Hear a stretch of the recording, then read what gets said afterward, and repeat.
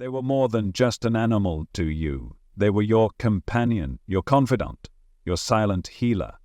You can still remember their eyes, the way they looked at you as if they understood everything, the way their presence filled a room without saying a word, and then they were gone, and you were left with an ache so deep it surprised even you.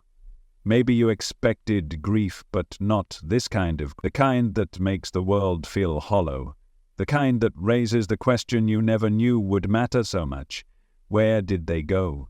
Are they still somewhere? If you've ever wondered what happens to pets when they die, you're not alone, and you're not wrong to ask.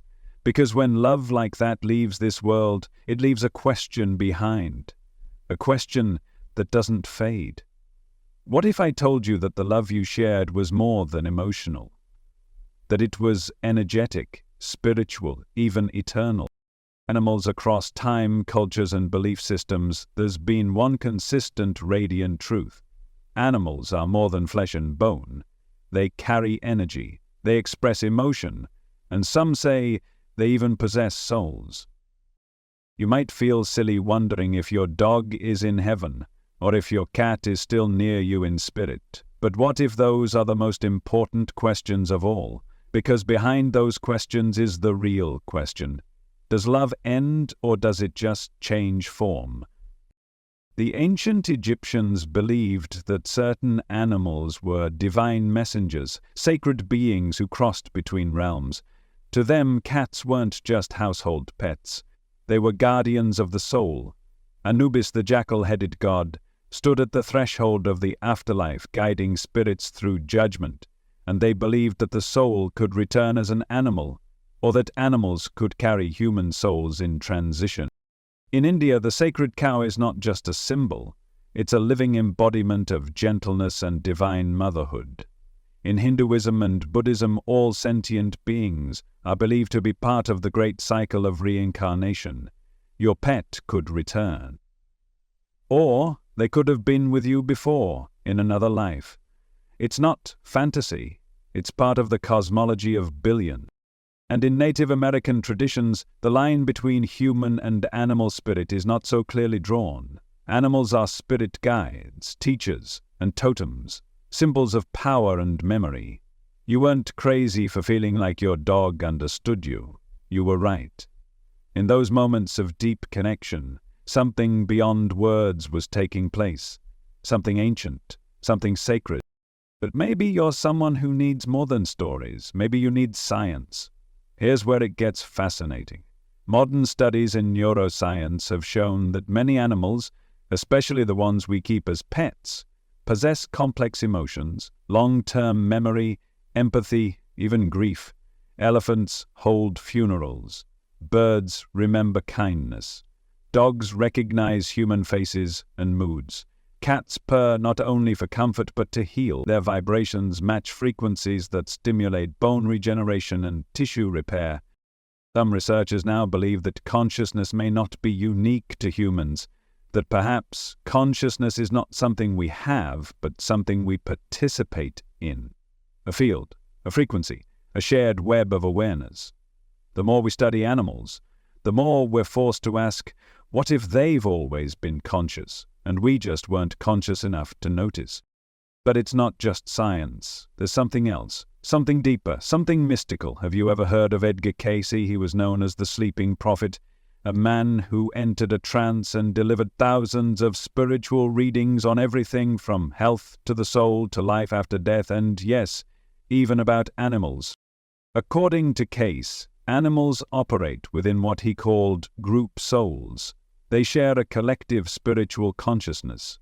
But here's the part that will shake you. In certain cases, when the bond between an animal and a human becomes profound enough, the animal can begin to individualize, to evolve spiritually, to step toward a unique soul path. Through love, through relationship, through you. He said that pets often incarnate into the lives of their human companions again and again, that your dog may have known you before, that your cat may come back to you, not just as a memory or a feeling, but as a soul continuing its journey with yours. And when they die, they don't just vanish. Cayce described their essence moving into a spiritual dimension, accessible, aware, still connected. He said that in the afterlife, just as humans gather in soul groups, animals find themselves drawn toward the beings they loved most, which means they're not lost.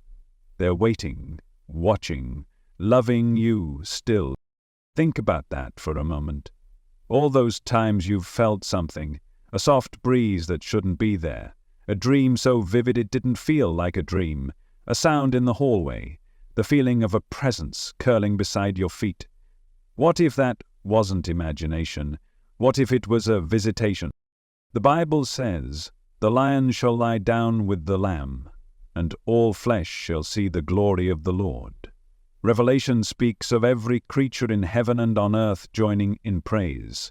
St. Francis of Assisi believed animals were not just creations, but brothers and sisters in the divine family. Even Pope Francis once suggested that paradise is open to all of God's creatures. And if love is the highest frequency, if love is divine, then how can that love between you and your pet simply stop? You see, the bond you had with them wasn't random. It wasn't small, and it definitely wasn't just a pet. Because what you felt wasn't just affection, it was resonance, a frequency. Their presence synced with yours in a way that didn't need words. When they sat beside you during your hardest days, when they danced at the door like your return was the most important moment of their life, it was more than behavior. It was sacred because something deeper was recognizing you. When you lose a pet, the world doesn't always understand. People might tell you it was just a dog, or you can get another cat, as if your grief can be replaced like an object. But your grief says something else. Your grief says this mattered. This was a soul, a presence, a being who knew you in ways that even some humans never could. And that grief? That ache in your chest that seems to come in waves, that's the echo of a connection so profound, its severing shakes your spirit. You see, grief isn't proof that you lost something worthless. It's proof that you experienced something beautiful. The more deeply you loved, the deeper the loss. And the fact that it hurt so much is evidence that what you shared was real. Some say love is energy. If that's true, then the bond between you and your pet wasn't bound to their body, it lived in the invisible, between the spaces of your hearts, in the silences, in the shared looks, in the vibrations. And energy, as you may know, can't be destroyed, it only changes form. This is what so many ancient teachings speak of when they say that love is eternal. Because love isn't a moment. It's not an emotion. It's a vibration, a frequency of the soul. And when you love deeply, you're sending out a signal into the cosmos, a kind of spiritual imprint. That imprint doesn't die. The universe remembers. And maybe, just maybe, so does your pet. There's a reason why you can still feel them. Why sometimes, when you're still enough, it's like they're right beside you. You might hear the sound of their paws. You might catch a whiff of their scent in a room they used to sleep in. You might dream of them, vivid, alive, looking into your eyes with that same unmistakable warmth. These moments are not mere memories. They're signals. Love leaving breadcrumbs, spirit leaving fingerprints. Some people say this is wishful thinking, but is it? Think about how memory works. Think about how energy works. The brain is electrical. The heart emits measurable frequencies. Your emotions create changes in your electromagnetic field. When you think about them, talk to them, even cry for them, what if you're not just remembering, but reaching? You've probably heard of the idea of soulmates. We usually think of that in romantic terms, but what if soulmates come in all forms? What if some of the most important soul contracts you make before entering this life aren't with people, but with animals? There's a deep wisdom in their simplicity. They don't judge you. They don't care about your status, your income, or your past. They love you in the most unconditional, present moment way, and that kind of love changes you It heals you. It opens your heart in ways no philosophy ever could. If you've ever sat in silence with a dying pet and felt something leave the room, something invisible yet undeniable, then you already know this truth. You've felt it, you've witnessed it. That moment of passing is more than a physical process. It's a crossing, a release, a transformation. And for those who are sensitive, sometimes you can almost hear it, a kind of stillness, a kind of knowing. Some spiritual teachers say that animals don't fear death the way humans do, that they don't resist it, they surrender to it. And in that surrender is something powerful, something we might even learn from, because when they go, they often do it gently, with trust, as if they know something we've forgotten. And maybe they do, maybe they know that the soul is not bound by time, that the love you shared with them isn't locked in the past, it exists now, that they're not gone, just gone from sight, but still with you, still loving you, still responding to your thoughts. And if love is the bridge, maybe you're still connected. Maybe when you whisper, "I miss you," into the air, they hear it. Maybe when you place your hand over the spot they used to sleep, they feel it. And maybe, just maybe, that ache in your heart is not just grief, but their spirit brushing against yours, reminding you, "I'm still here." You don't need religion to feel this. You don't need to be psychic. All you need is your own experience. The love that doesn't die. The presence you still feel. The knowing deep inside you that says, "This was real. This is real."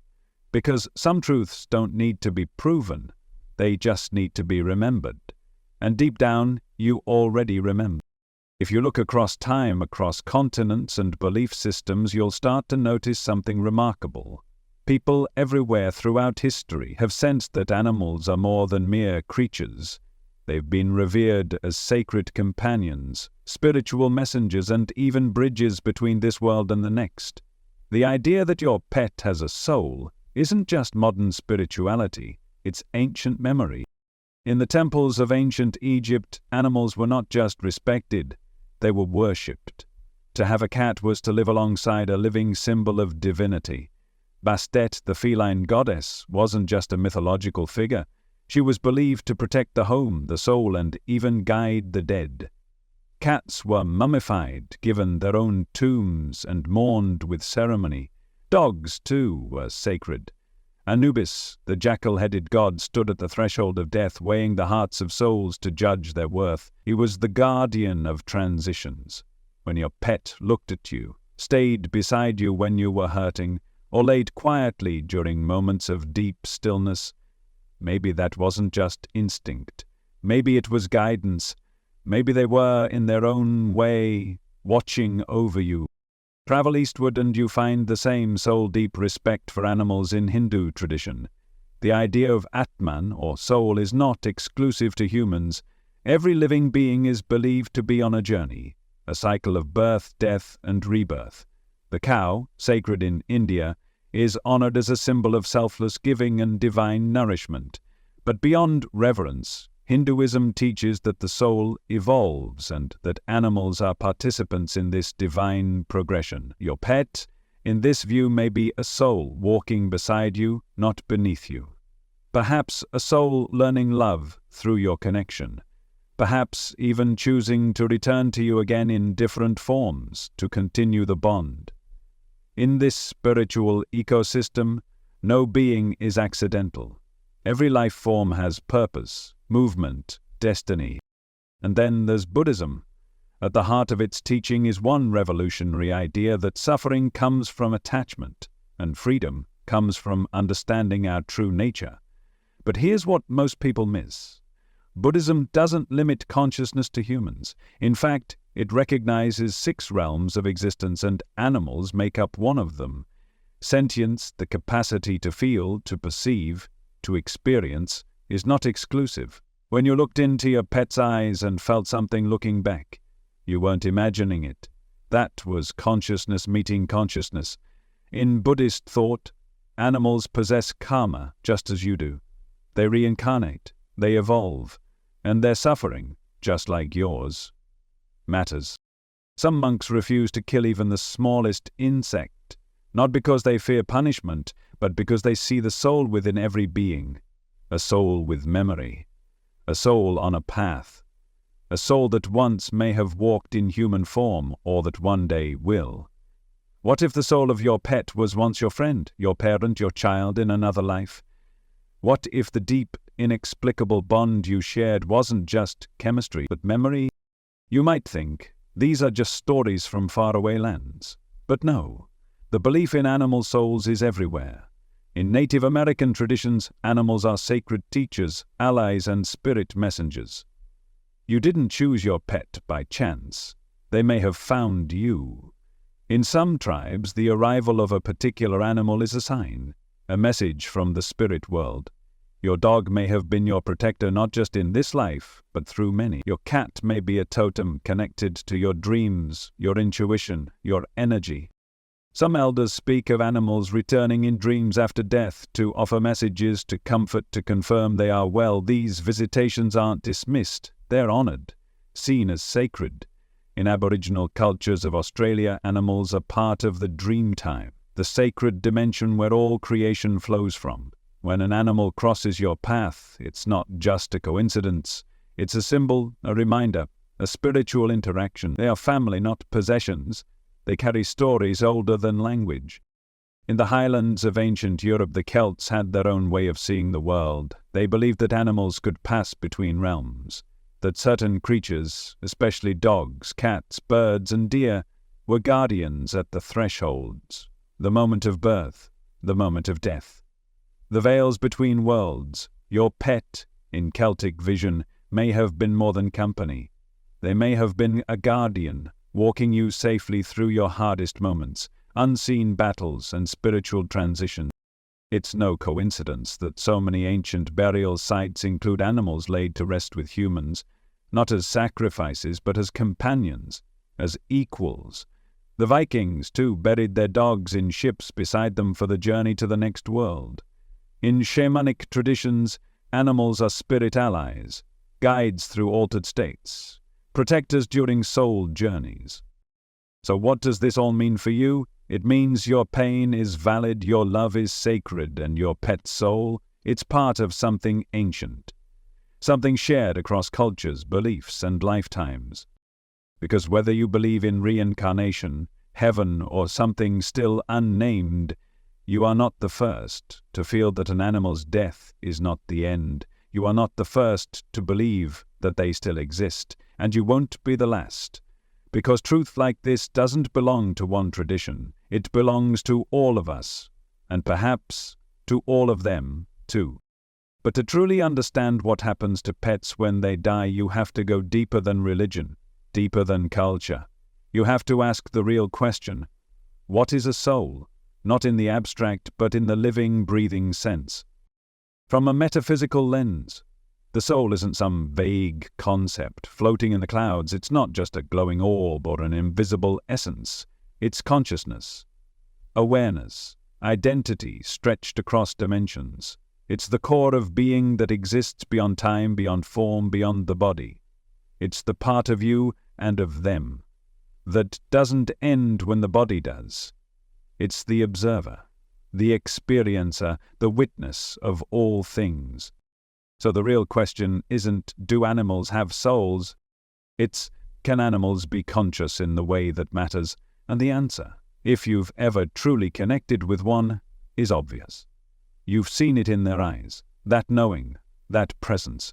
You felt it when your dog comforted you unprompted, when you were crying, when your cat stared into space just before someone you loved passed away, when your bird sang the exact tune you needed to hear, as if it was responding to your mood.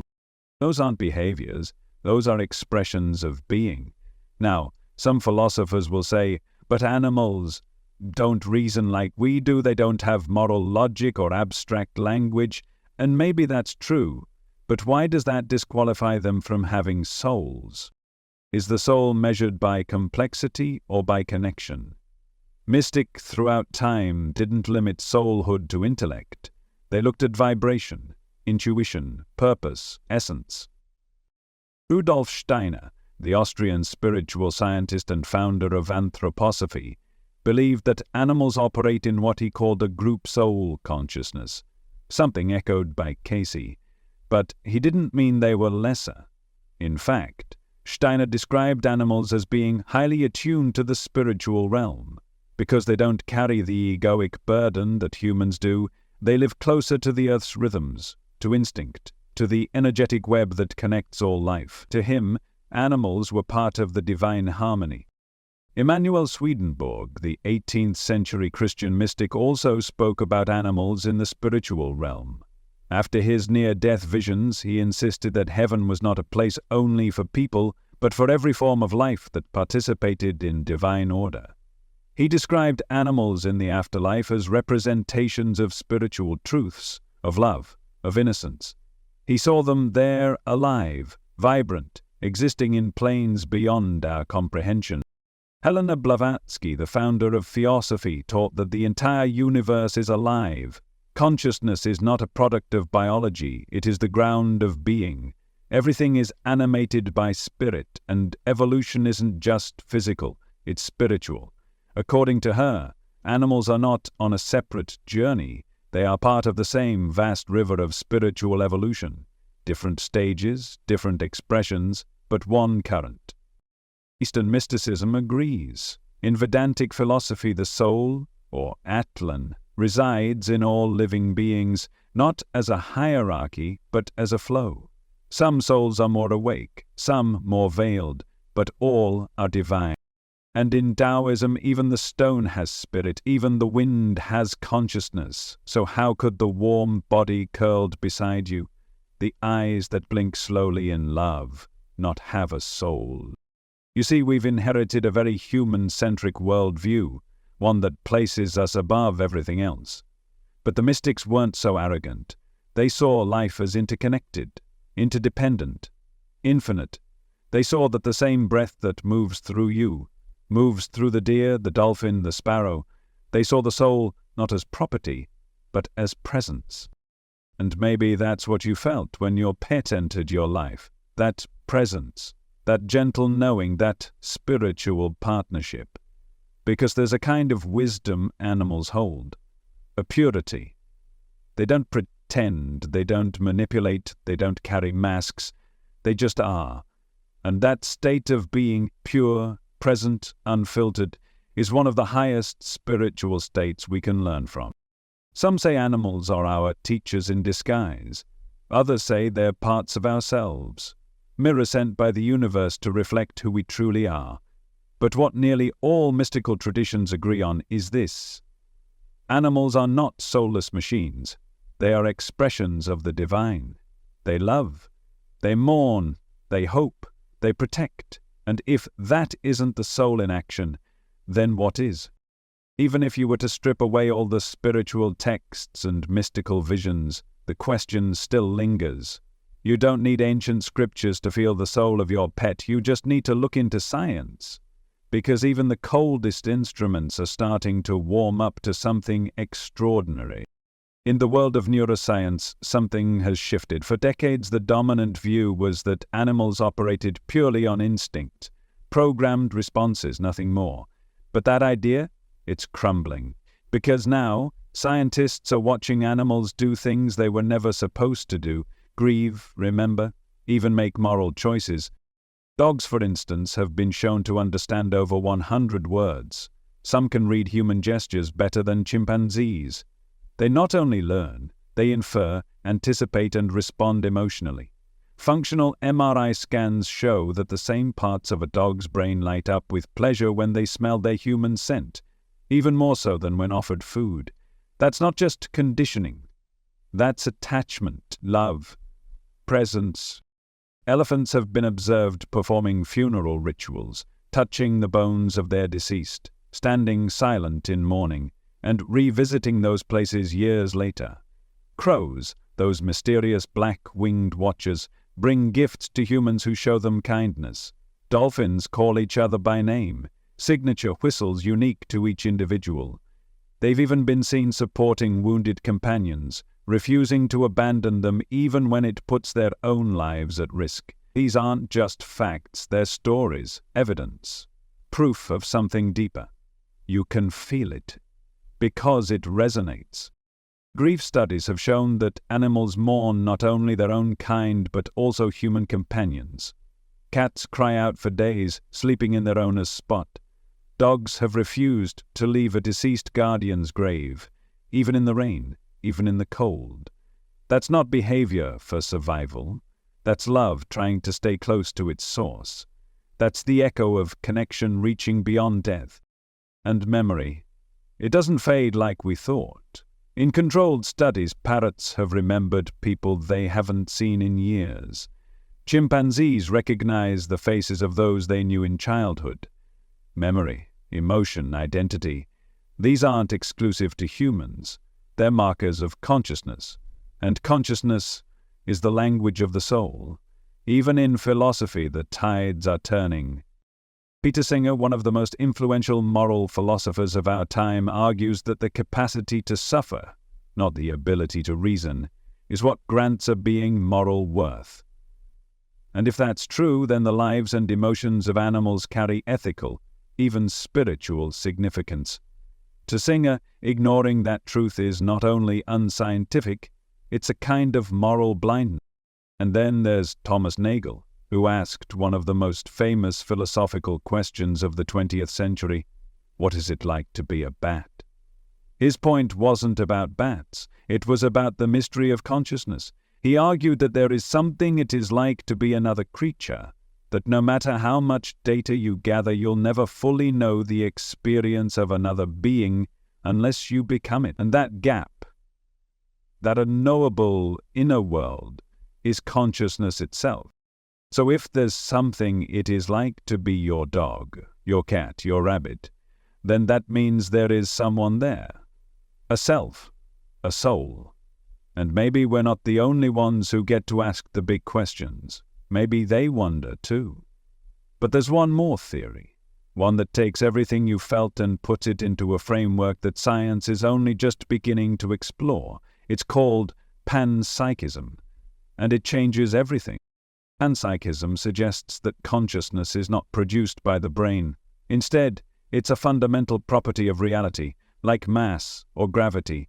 It's not something that arises in certain species. It's something that exists everywhere, in different forms, in different intensities, which means your pet wasn't borrowing consciousness. They were part of it. A node in the infinite field, a living expression of universal awareness. This is the same idea echoed in ancient Vedic texts, the same intuition that guided indigenous shamans, the same knowing that lives in your bones when you feel the presence of a soul, even when science can't explain it.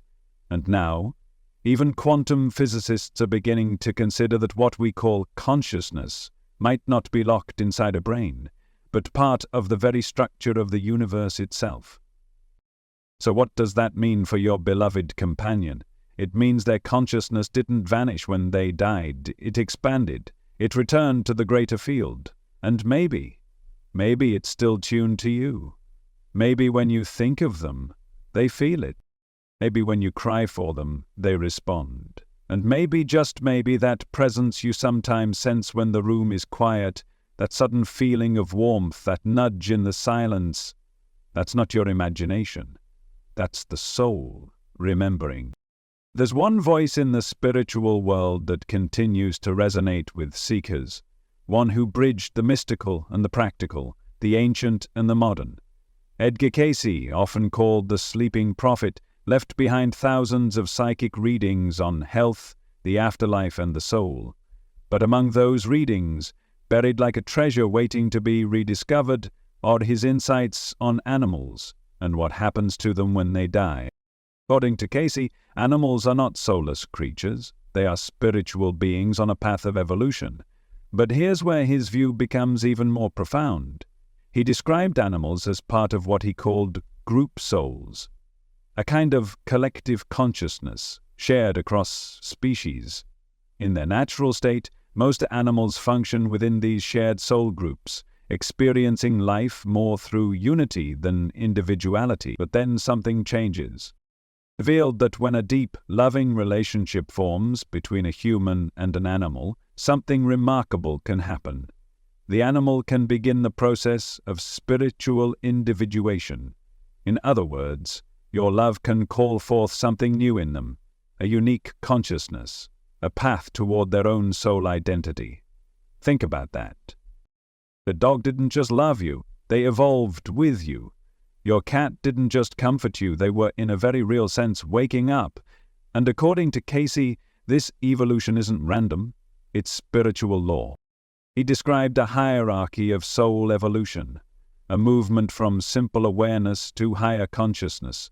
Minerals evolve into plants, plants into animals, animals into humans, and humans into divine spiritual beings, but not through separation, through participation, through relationship, through love. Cayce explained that the soul's journey isn't about superiority, it's about expansion. And animals, especially those bonded to humans, begin to develop more refined qualities: loyalty, devotion, courage, joy. Not just instinct, not just conditioning, spiritual traits. And through this bond, they take a step closer to individualized soulhood. But the most beautiful part of Cayce's teachings may be this. He said that pets often return, that a beloved animal companion can reincarnate to be with you again, that the connection formed between you two was not only real, but eternal. In one reading, a grieving pet owner asked Cayce if their dog had a soul and whether they'd see them again. Cayce's answer was gentle, certain, and clear. That which creates a bond of love cannot be broken by death. He spoke of animals who had passed but remained energetically tied to their human's aura, still offering protection, still present in moments of distress or joy. Some even reincarnated to rejoin their human in the same lifetime, often appearing as a new animal with strikingly familiar traits, behaviors, or eyes. Have you ever met another pet and felt something strange? A sense of recognition, as if you already knew them, that they weren't new but returning. Cayce would say, that's not coincidence, that's continuity. That's love refusing to be separated, and this is where his teachings do something extraordinary. They bridge two worlds that are often kept apart: Eastern reincarnation and Western Christianity. Cayce was a devout Christian, but he also believed in karma, past lives, and the soul's journey across many lifetimes. And he didn't see these as contradictions, he saw them as a fuller picture, a deeper understanding of God's vast, loving intelligence. In his view, God's love was so complete, so infinite, that it extended not only to all people, but to all life. And that love wasn't limited to one lifetime, one form, or one species. So when you ask, will I see my pet again? Cayce's answer would be, you already are. In dreams, in moments of silence, in the next puppy you hold that looks at you with eyes far too knowing for its age, in the feeling that they're nearby, still watching over you. He would tell you that your grief is not in vain, that your pet's soul didn't vanish into nothingness, that the love you shared was not temporary. It was a step in both your journeys, a step toward awakening, a step toward God. If you were raised in a religious tradition, you might have heard that animals don't go to heaven, that they don't have souls, that they're here for human use and once they die, that's it. But something about that never felt right, did it? Because if God is love, and you felt more unconditional love from your pet than from most people, then how could that love just disappear? How could a creator so infinitely wise and compassionate design a being so capable of devotion, empathy, and sacrifice, only to discard them when their body fades? Even the scriptures whisper a different story. In the book of Isaiah, there's a prophecy about a future time of peace. The lion shall lie down with the lamb, the child shall play beside the serpent's den, and all creatures shall dwell together in harmony. It's a vision, not just of human salvation, but of a cosmic reconciliation. The whole of creation redeemed. In Ecclesiastes, the question is asked, who knows if the spirit of man rises upward and if the spirit of the animal goes down into the earth? It doesn't answer the question, it leaves it open, which means maybe the ancient authors understood something we've forgotten. Some truths are too sacred to pin down. Some truths ask you to feel, not just to believe. And then in Revelation, one of the most mystical books of the Bible, John speaks of every creature in heaven and on earth and under the earth and in the sea singing praise. Every creature, not just people, not just angels.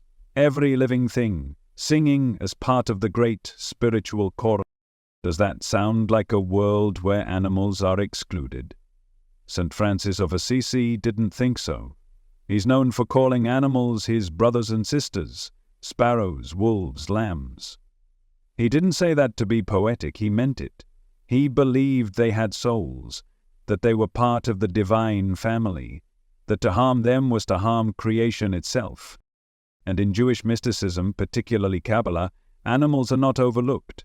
The great spiritual tree, the Sephirot, includes all layers of being. According to the Zohar, every creature has a spiritual root.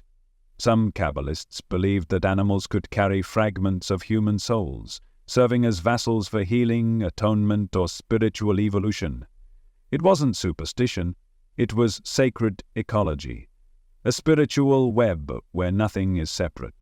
Islam, too, honors animals with surprising reverence. In the Quran, animals are described as communities like you. They worship in ways we don't understand. They are seen as signs of God's wisdom, and mistreating them is a serious sin. The Prophet Muhammad told stories of a woman who was forgiven all her sins for giving water to a thirsty dog, and another condemned for letting a cat starve. Compassion for animals wasn't optional. It was sacred. And quietly, even the Vatican has started to change its tone. In 2014, Pope Francis made a statement that stunned theologians. Paradise is open to all of God's creatures. Though later clarified by spokespeople, the essence of his words lingered in the hearts of millions. He wasn't offering doctrine. He was offering hope. He was honoring the bond that so many feel with their animal companions, and more importantly, he was acknowledging what many already believe in their hearts, that a heaven without your beloved pet wouldn't feel like heaven at all. If God is love, and love never dies, then how could the love you shared with your pet just end? It doesn't, because the love was never just yours. It was divine, a reflection of something larger, something eternal, a glimpse of the kind of love that created the stars, the trees, and yes, the animals who chose to walk this life beside you. So maybe it's not about proving animals have souls. Maybe it's about remembering that you already knew they did. You probably remember the moment, the exact day, maybe even the exact second, that last breath, that last look, the stillness that followed. Maybe you held them in your arms. Maybe you whispered, "I love you" one more time, hoping they heard you. Maybe you were strong until the very end, or maybe you weren't. And that's okay, because when you lose someone who never judged you, who saw only your essence, who loved you at your worst, you don't just lose a pet, you lose a piece of home. It might have been in a quiet room with a soft blanket, or in the back seat of the car where they always curled up after a long walk. Or maybe it happened suddenly, without warning, and you never got to say goodbye. That hurts in a different way. A silent ache, unfinished. And yet, somewhere beyond that pain, something else begins. You start to notice things. A sound you've heard 100 times before, but now it makes you stop. A collar jingle, but there's no collar. The feeling that something brushed against your leg while you were sitting still. You turn. Nothing's there. And yet, you know. You know. You wake up from a dream, not a hazy, forgettable blur, but one that feels more real than the day itself.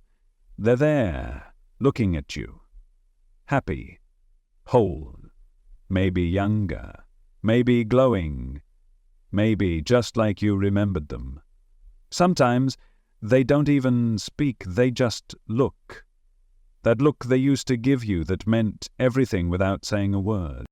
And sometimes they do speak, not in words exactly, but in emotion, in energy, a kind of telepathic knowing.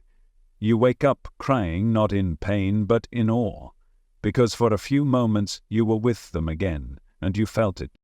People all over the world report the same experiences. Smelling their pet's scent in a room that's been empty for weeks, hearing their footsteps on the stairs, feeling the bed shift just slightly, like they used to jump up to sleep beside you. You might tell someone about it and they'll smile politely, say it was a dream, say your mind is playing tricks, but you know better, because it didn't feel like a trick. It felt like a visit, a spiritual fingerprint, a soul brush. And the timing, it's never random, it's always when you need it, when you're drowning in the silence, when you're sitting alone wondering if it meant anything. That's when they show up. That's when the signs come, not just in dreams or smells, but in synchronicities too. You're thinking of them and suddenly their favorite song plays, or you're driving and a car passes with their name on the license plate, or you walk into a store and the first thing you see is a toy that looks just like theirs, a leash, a collar, a photo that feels like a portal. You laugh, or cry, or both, because the universe just whispered, "I remember." They remember. And in those moments something inside you softens.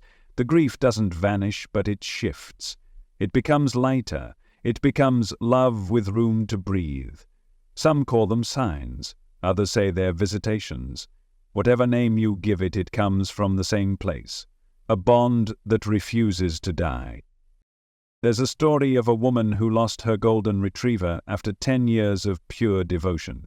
The dog had been her protector during cancer treatments, lying beside her bed every single night. After he passed, she was inconsolable.